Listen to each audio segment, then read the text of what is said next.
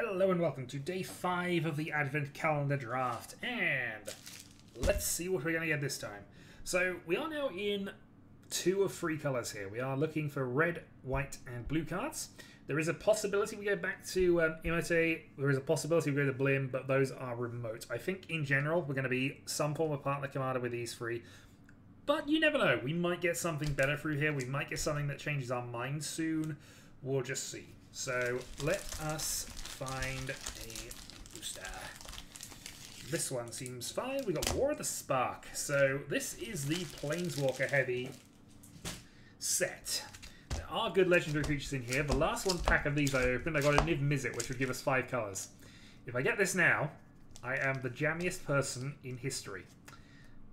Pack is sealed. I've not made a prediction about this, but I would love to get a Niv Mizzet, I suppose, just because then I could play everything.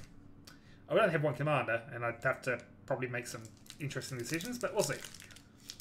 There are also some really good Planeswalkers in this, and let's see how this goes.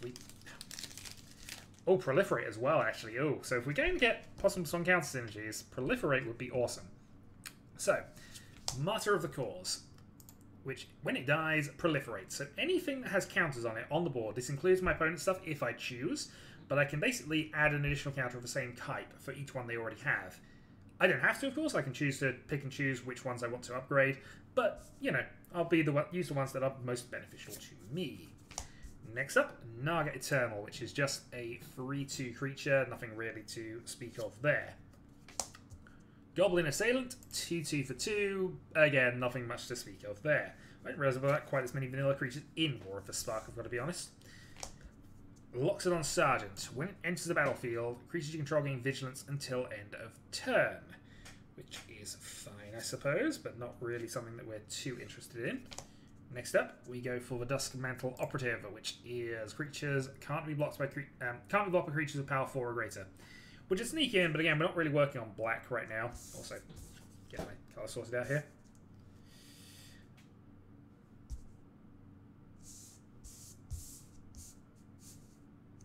Wooberg, there we go. Spare Spinner. So Spare Spinner is a great little limited creature. Basically, it's a 3/3 spider when it blocks a creature with flying. It also has reach, so it can block creatures with flying.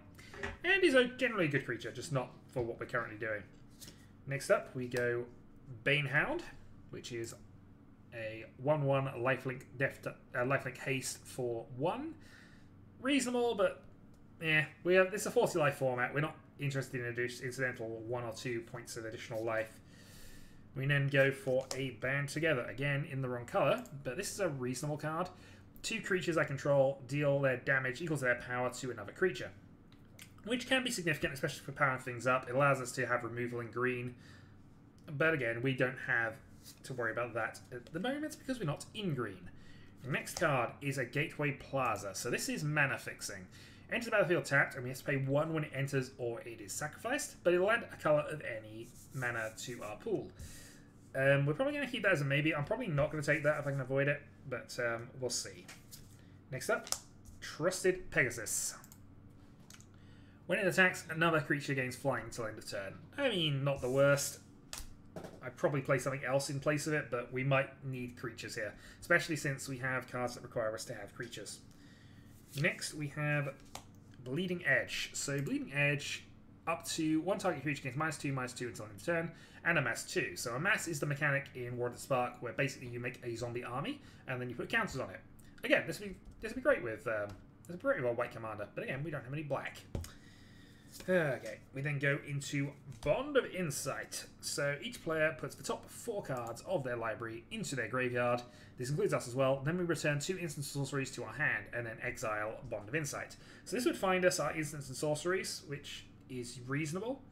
Would view Reanimator effects. It's probably the card that's closest to being in at this point, just because it allows us to extend our plays.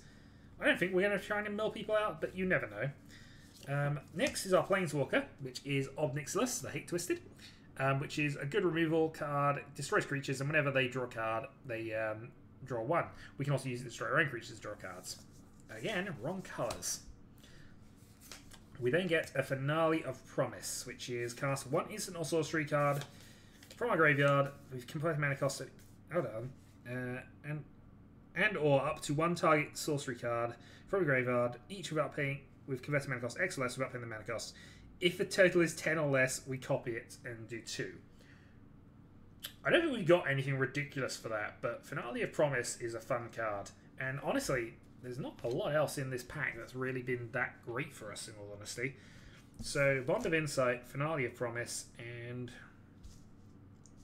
I guess Martyr of the Cause for some Proliferate. We only get 3 cards from this booster, and I'm now actually at the point I might take the Plaza. So, Vigilance is... that's fine. Proliferate does help with a Halara plan, Finale of Promise, and Bond of Insight. I mean, even Bond of Insight isn't that great, but it's reasonable. And we haven't really been spell slinging here, but I suppose I don't have much else I can go for, so yeah, I'm taking these 3. And that is a disappointing War of the Spark booster, in all honesty. I was expecting a bit better from that. Still, that is what it is, and that is... Did I not actually... Okay, Finale of Promise is up on screen. I apologize. Did I miss any others? Probably. Still, yeah, it's it can potentially be ridiculous, but we don't have anything we can copy easily at the moment, so we shall see. Alright, well that is day 5. I will see you next time for day 6, where we'll open another booster pack and hopefully add some more cards to the deck. Until then.